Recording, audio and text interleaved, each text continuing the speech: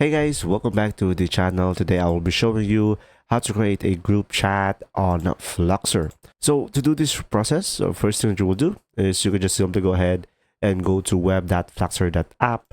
And now once you are here on the Fluxer, to create a group chat, you will just simply go ahead and go to the direct messages over here on the top left corner of the screen.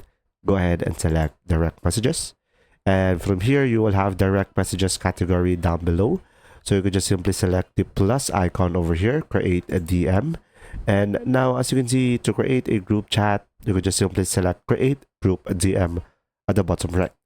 We will have this group and you can select edit group over here. Of course, you can upload an icon based on your preferences and provide the name as well and select save. Now, to add your friends, you can select add friends to group.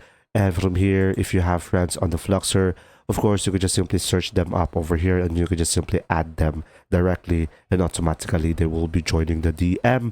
But if you want, you could just simply create a invite link over here, select create, and you could just simply copy it and send it to your friend. So when they click on it, they will be redirected to the DM and they should be able to see what's going on.